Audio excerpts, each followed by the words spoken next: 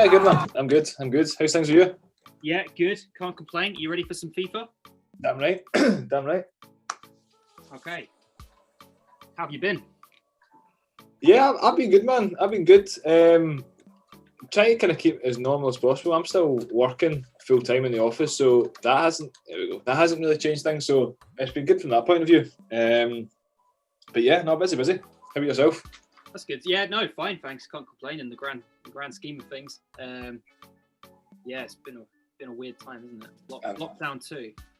I know. We thought we kind of that's the thing. Yeah, everybody kind of knew it was going to come back. It's just kind of demoralising, and then I think everyone's like, "Oh, we'll just see how it goes, And then it was great because they dipped a toe in the water. It was great to actually go back to training, and we obviously had the games and stuff like that. And then it was just hit back home. So, been doing to keep yourself active and busy when you've not been working? Yeah, well, obviously when the first lockdown hit, having the running challenge was great. Like you look back on it now, and I think you appreciate it a lot more because it was so good. You had that structure, and like I think it's been well documented. But everybody was so into it, and just even the updates and the Strava was fantastic. So not having that now, but we joined the gym just along the road from us, so that's thankfully been up. So it's basically been coming home from work, seeing Karen. What do I do tonight? Well, we just go to the gym. Hi, all right. That's good. The gym's I say go to the gym, but it's got like tennis courts, badminton courts, a pool, and a jacuzzi in it. So basically, most of the time we're just going to the jacuzzi for a chill out. For yourself, what have you been up to?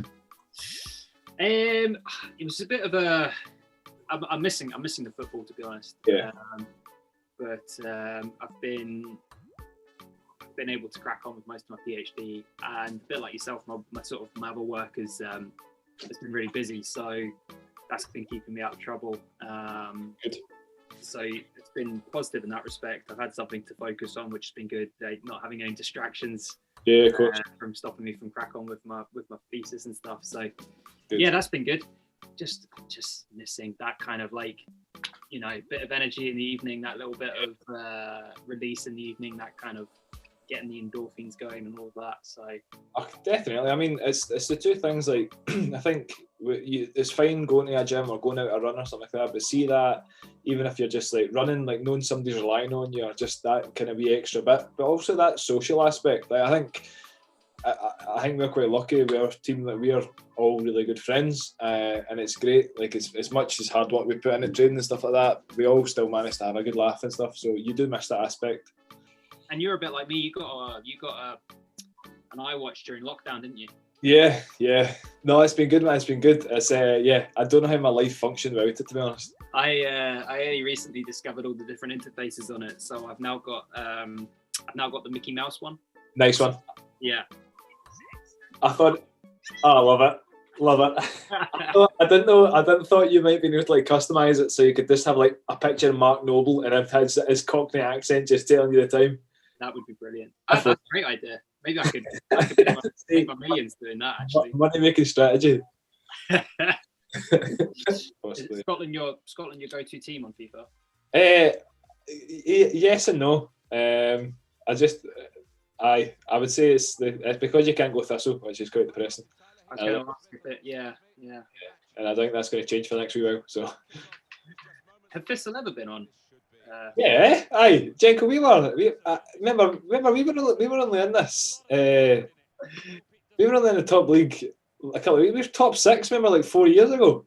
I didn't mean to upset you. I was just. I feel like I've offended you. Well, considering the former and now, we need to remember the good times. Do you know John Beattie's been playing Football Manager, right? One of the old versions, and he said his manager, who's Alan Archibald, has become Man City, and has now become the most successful manager of all time. Love it. Well, he's McCall's assistant for Hildon now. Oh, is he back? He's back there again. Yeah. So he's joint assistant with Neil Scally, who a guy that McCall had at Ayr. But I mean, Archie's an absolute hero. Obviously, it's good to see he's finally getting the accolades of European football by Man City, which is good to hear. So,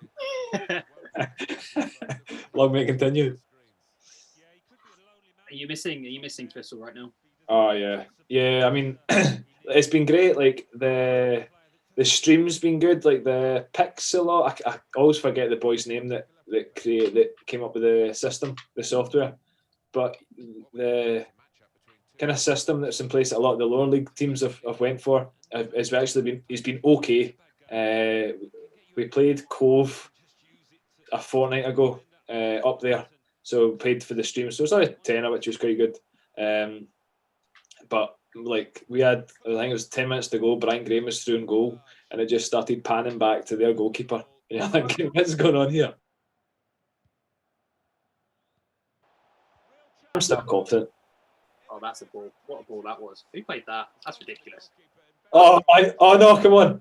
Oh my God. Oh, no. Hard work. That's why my keeper, mate. That's why can't always played up there. What a ball that was. So how did you're missing obviously playing, but like how did you get into goalkeeping? Because that's well, anybody that wants to be a goalkeeper is sort of usually checked for some sort of deficiency. Yeah, well, yeah. I mean, there's probably different aspects of it, but like when I was played school football and boys club football, I actually played centre midfield, and then I think just got a bit older and then started playing centre half. So I was playing centre half until I finished playing football. So I was playing there until I was like 16 or 17. And then our goalkeeper got injured one game. I went in goals. And then my brother, who's obviously 6 years older than me, just used to out the back. I used to always go in goals and he would hit shots at me. So I kind of knew what I was doing. Hands were all right. And then played in goals for a season or two for boys club. And then they chucked it. So I didn't play football at all until I got the invite to come back and cover for a game. And 4.5, 5 years later down the line, this is where we are. The rest is history. Exactly, mate. Exactly. But yeah, not like when I was younger, there wasn't really one player like I kind of looked up to like that. There was a goalkeeper Thistle had. There was Northern Irish haircut international caps called Johnny Tuffy, and he came and he was very much like the kind of modern day footballer, so to speak. We like right into sports science and because I used to be a ball boy for him. So before the match, I used to kind of chat with him and stuff like that. And he would always take like a sport gel, and I can never. He was the first person I've ever seen do it. So it kind of fascinated me, like how that could help him, blah blah blah. So I as I said, I liked him from that point of view, but it wasn't like that wasn't the turning point and why I wanted to become. Again, as I say, it's probably to do with the run situation. And how did you actually get into Thistle, supporting Thistle and everything? Family. My dad's a Thistle fan, been a season ticket holder for so many years, since he's a young boy. Like he was at the cup final in '71 when he was 11 years old, and then my brothers. So just with Saturdays has always just been going to Firhill and seeing Thistle, spending numerous Saturdays going up and down the country and spending Saturday nights gutted because we'll get beat off Stirling Albion or Cowdenbeath or something like that. But how like see from like obviously you can't usually go to like a pub or anything like that or chill out. How do you think it's like socialising been like? Are you coping over like Zoom and stuff like that and keeping in contact like messaging, or are you like, how are you finding that? Yeah, it's tricky, isn't it? Like I think well, particularly for, I don't know if this is maybe a massive generalization, but it seems to me like guys tend to like do things and spend time together, whether that be like playing football or something, whereas sometimes girls will just have a catch up for the sake of it. So not for the sake of it, that doesn't sound right, but you know what I mean, like they'll to sort of to spend time with each other, I guess. And I suppose when there's nothing actually to do, like when there's not many activities for people to do it, it's easy to become quite isolated without perhaps realizing it. Yeah. But you know, I found it good. Like obviously doing all the Zoom quizzes and everything like that. But I mean, one of the reasons we wanted to do this kind of thing really was just to catch up with people and you know, use a game of football for a chance to see how people are doing and finding lockdown and everything. Over a game of FIFA, which I have to be honest, this game has been. It's not going to go down in the record, is it? Listen, if this is what we do on tomorrow night, and then Ryan Fraser runs or whoever play, right? So I'm going to score here. You are as well, aren't you? Oh no! No! Oh man! Oh no! Unbelievable! I've hit the crossbar. Right, okay, you're saying it's a stodgy affair. I think that's top class on football show here. I mean, yeah. Same teams? Yeah, go for it. I know what you mean though. Like, see, you're talking about like guys would usually only do something like for just now. Yeah. Like you messaging me saying, "Oh, listen, do you want to jump on FIFA? Blah blah blah. Have a chat, catch up." Yeah, perfect. No questions asked. Whereas if you phone me going, "How you doing?" I would be like, "Yeah, fine, man. Are you okay?" Yeah. What's wrong? Yeah. I know, but like in the background right now, I'm playing. I can hear Karen on the phone to a pal. You know what I mean? Just chatting away. So I think that's it. You know, like I do think for guys it's a little bit different, and just sometimes somebody, you know, just to make a little bit of effort to do something makes a good deal. I think like there's obviously a lot of discussion now about like mental health as well. So I suspect lockdown hasn't been good for a lot of people that perhaps you know, live alone or isolated, whatever. So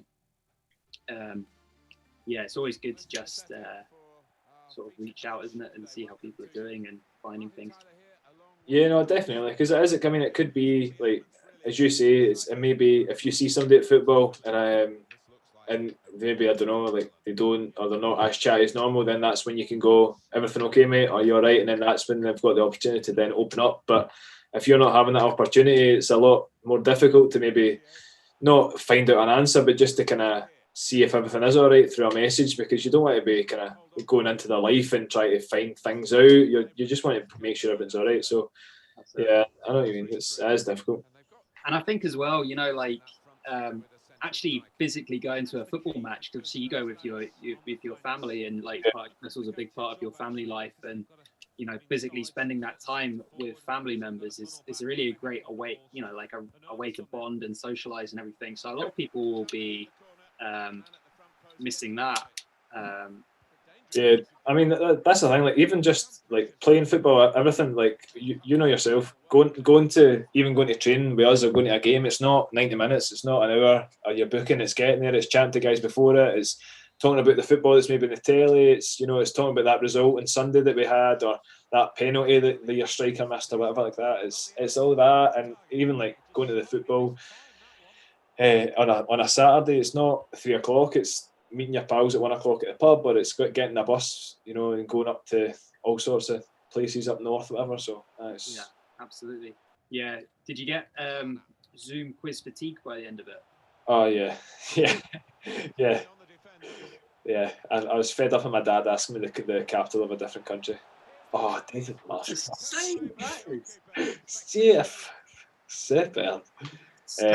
Yeah, capital cities are always a good one to know for quizzes. But it's like, oh man, and because as well as we had quite a few ones, and then you're sitting there going, yeah, I've listened to this question 3 times already this week. You've all just copy and pasted the same quiz. But no, it's been good, man. It's been good. Like, I think it's just trying to kind of keep yourself busy and kind of keep yourself going, taking over and that. So. Have you been able to? So one of the things I've started doing with my dad, obviously going to football with him and my brother was, obviously I can't do a lot of the time because I live in Scotland and they're down in Essex, but I would go a couple of times a year, and obviously I haven't been able to do that for a sort of long time now. Yeah. And so one of the things we started doing is like setting up a Zoom or a WhatsApp or whatever to watch the games together when they're on. Yeah. And just so you're still sort of getting that sort of social interaction and stuff, and it's good. It's obviously it's not the same as being there live, but like it's nice being able to be like, oh, who played that pass, or just asking somebody else. And yeah, exactly. Or like, he's always offside, stupid stuff like that. Or like when the teams are announced, you're like, oh, how's they picked him or whatever. So because that's the usual stuff you would say, walking from the car down to the stadium or whatever, or going out for a pint before it. I have to say, how have we played 120 minutes of FIFA and there's not been a goal yet? That's not a good spectacle. I hope nobody's watching this for the FIFA skills. Yeah. But no, it's been good, man. I just hoping everything kind of goes back to normal pretty soon. Yeah, absolutely. It's One thing I wanted to ask you about was what it was like playing against your brother last year when he played for United. Painful, very painful. Because I know you're saying like, oh, you spoke to him much. That still, without fail, every conversation he brings up that he scored against me. I do like reminding them that it doesn't mean anything because I think we won that game 3-2. So you did win that game 3-2. But yeah, no, it was really weird actually because like myself, like when he was maybe 16, 17, just completely stopped playing football. Right. And just like he would play fives in Edinburgh a couple of times a week. Like was really good, like one player of the years and all that, but just never really interested. Oh no, is that happened? Somebody had to liven up this grab affair. I think Scott McKenna was running through Chico there trying to mark Nicholas Pepe. But oh no, it was good. It was really weird. But it's because it's so weird. Like usually, if you see in that atmosphere or whatever, you're like, oh, how you doing? But it would like completely blank you because he wants to go talk to his teammates, and you're like, oh, fair play. But no, it's good, man. That's nice. My favourite moment, I think, possibly playing for Glasgow on the ball so far was the moment your dad physically laughed on camera as he stuck that goal past you. But like, see, the thing is as well, see that the night before it, I think we all had dinner all together. So I think like we were all up at my mum and dad's for some dinner, and we were all chatting. I was like, oh, imagine. Then like, because I remember because my dad dropped us both off there in the morning. And then my dad's like, oh, so David, what are you going to do when you score? What are you going to do? And he's like, oh, I'll do this. I'll like blah, blah, blah. Do all these. Said, aye, very good. Because he's like scored one goal in I think it's like last 10 years of any other football. And it just had to happen. But it was one of the ones like the ball hit the back of the net and it's obviously gutting that you've conceded a goal, but just like that when your heart's just sunk and then you can just see him celebrate, that wee smile comes out and you're like, oh man. Are you super competitive as brothers or what? No, honestly, not really, to be honest. Like I don't think it's never really been like that. So because he's 6 years older than me, so it wasn't really like that when we were younger, I wouldn't say. So it's not that aspect. I think it was just like complete embarrassment of we've spoken about this like all for the last 3-4 weeks and it's finally happened. So very demoralised. What have been some of your favourite moments since playing for Glasgow on the ball? The final, definitely getting to the final. That was pretty special. It was the whole lead up to that. It was great. I feel that was like that season as well. I just feel like as a club we kind of got a bit of identity. I think. I think I seen the kind of back end of it. Like I remember all the stories that you, Lewis, and Rollins will always talk about, like the kind of getting beat 11-0 and having 12 players and nobody's got the same kit on and stuff like that. And then I just felt like at a click of a button halfway through that season, we were just I got a lot more professional. I think, as well as a lot more respect for other teams, because they're like, right, we're up for a game here. And we completely deserved to be in the final, and I just didn't really turn up in the day. But no, that was great. But just like as well as it's not really a competitive game, but when we got to play at Arminvale or the Livingston Stadium, that was great. It was just all these different opportunities you get. Just being a part of it's been good as well. But I just love it. It's good. Jenko, I can't believe you've done that twice to me. It's finally gotten good. 2 cutback goals, man. Come on. It's only because I can't finish. Right, okay, here we go. I can score if it's a pass.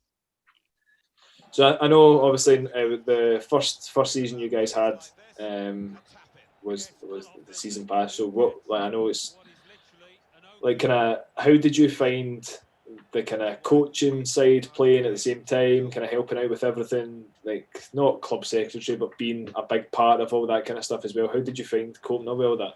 Pretty easy to juggle? I think, if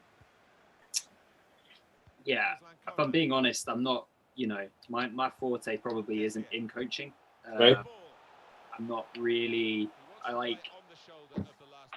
hands-on kind of coach or really have much desire to take the sessions. I suppose I just want to play.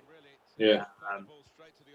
But I like what being involved in a football club means and is, I guess. And building something which is more than just 11 guys that go and play football. I mean, ultimately, I guess that's what it is. But like the social side of that and the difference, I suppose, you can make. Some like the money that the club has raised for Africa on the Ball is actually a genuinely sort of game changer for the charity in terms of what it can do. And I like all that kind of stuff and the organisation and the kind of sports management aspect of things rather than the sort of coaching thing. So I think that the tricky bit is finding good people that are willing to sort of take that bit on, because that's obviously like an essential part of running a club. Yeah. So we were obviously hugely lucky to have Davey, who did massively help, professionalise things, as you say. And yeah, sure. He was obviously helped us sort of get to the next level, and very grateful for the time and effort he put into things. And then now having people like Daryl involved with you guys and John with us with the United team. Yeah. What's he done? Oh, yeah. Right, here we go. Come back on 66 minutes. Was your tactic just to distract me? So I would. Yeah. I was trying to I was doing the 11 thing. I was turning the questions on you there. Oh dear. Yeah, it's worked. Defending, it was needed. The referee has decided to add on 2 minutes. Chance for a break in numbers. Russell. Gonna have to start up. Oh man, Johnny Russell still has jet lagged, man, for that trip to America. Right, fair play. I'll give you that. Damn. Third one, decider. Yeah, let's go for it. What about Wales? Wales might be quite decent. Wales, Scotland. Yeah, okay, let's go for it. Okay, man, Mark Gareth Bale. What about you? What's it been like being in an office when everybody else is still working from home? Yeah, like so as I say, we're completely back to full staff now. There we go. What a start. Right, back to normality there. It was quite kind of difficult at the start. Like folk are kind of, especially because we were in right from the start, so we were doing full days. We were kind of going full pelt, and then people would be coming back on a part-time basis, and then like they'd be asking for holidays and stuff like that. But you're thinking, right, you're only back like hours. You know what I mean? Like it was difficult, but no, it was. I much rather going actually to my work. I worked down in Dundonald in Ayrshire. Right. So I'm a 60-mile round trip a day, but I actually really enjoy it. It only takes me kind of 35-40 minutes to get there, and I just kind of sit in the car, podcast on, and kind of just enjoy it, kind of chill out for a bit. And then I feel when I'm going to my work, I'm actually at my work, and a lot more, as you say, kind of disciplined about it, which is good. So yeah. What? So you said podcast. What kind of stuff are you listening to at the moment? It kind of varies. There's I'm quite a keen golfer, but I've been kind of really into it last kind of 12 months. So there's a couple of like the Bunkered podcast, the Scottish Golf magazine Bunkered do their own podcast, which is fantastic. So, but yeah, like I just enjoy it. Like there's a football, a Partick Thistle podcast, which is really good. I can enjoy it, called Draw, Lose or Draw. And the Cy Ferry interviews, Paul Slane and Kevin Kyle are always pretty good. So no, it's good. But there's a really good, I might actually send you this the other day, like a kind of mindfulness one. It's only on for a couple of minutes. It's like a wind up, wind down. I think the guy is an Irish guy that does it. I think his name's like Mark Bresland or something like that. And it's great. It's only like 3 or 4 minutes, but that way I listened to it once and I feel I can't go actually physically in the car to my work if I've not listened to it. So I'll sit in my office car park and listen to it if I've not had a chance to do it on my way on my journey in yet. So I think it's more of a kind of not like kind of like just ticking a box in my head kind of thing. But no, it's quite good. And what kind of stuff have you sort of taken from that? Is there stuff that you've sort of learned from those? It's not like a kind of brain training like that. But I feel it's kind of what I think he tries to do is just to kind of take a step out the world for a minute and just kind of sit down and gather your own thoughts, that you are your own kind of body and thoughts, and this is how you can impact positively and negatively along things. Like, he's very good. He's done a whole kind of week series on empathy, which is really interesting. And it's been really interesting. As I say, it's not like a kind of positive speaker in it like that, which is quite good. A guy telling you how to live your life. So it's just more like, this is why this situation. Yes. Joe Allen. Little Joe Allen. Oh man. Yeah, I think that's good. I mean, I really should. I'd be interested to hear that, actually, because I think that's certainly the kind of thing that I would enjoy. Yeah. As I say, like, kind of being busy, like coming from work, say 5:45, and then most nights we'll either go a run or go to the gym, sorry, or go and do something. I do like, I hate the idea of coming from work and not doing anything, so I'm quite routine. Where was this Scotland against Ivory Coast? Huh? See, this is obviously the Euro Championship. So I was struggling. As the other one was obviously the 22 World Cup in Qatar, so I struggled with the heating.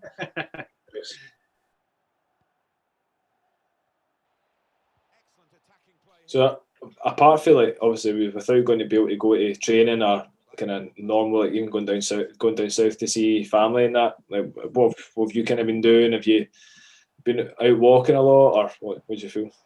I was doing a lot more kind of walking when during the first during the first lockdown, to be honest. I find it hard, as you say, to do it when the weather's not quite so. Oh, what a goal! Sorry.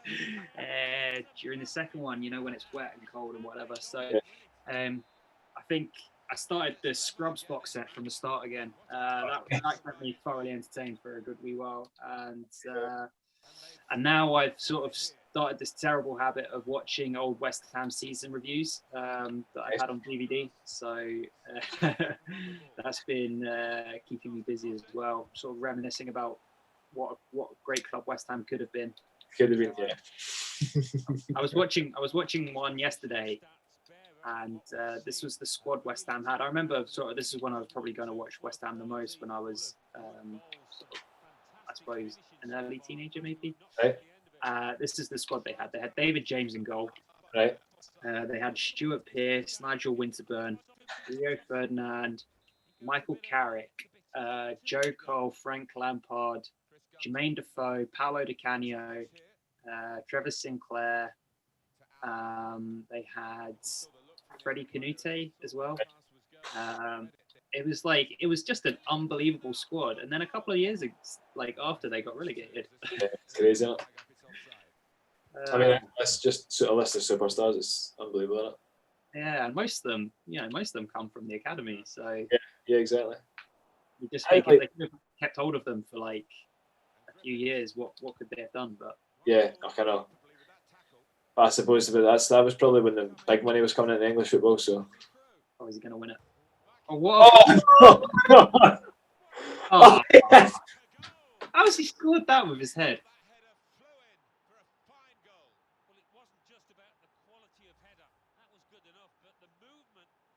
What is it that makes a football club? Because actually, all the things that, as I say, when I was supporting West Ham in the sort of early noughties, there's not any of the same things there. I mean, obviously, managers and players change. That's sort of fair enough. But like, they've not even got the same stadium or badge anymore. So yeah, I know. So what is it that makes a club? And I guess it's like, for me anyway, it's like the family aspect of that, and I suppose the heritage and the fact that actually going to the games is more of a social thing and a way to like a knife through butter, Jenko. What happened there? It just turned on. You did. You just burst from nowhere. Right. I know what you mean. Get back into that.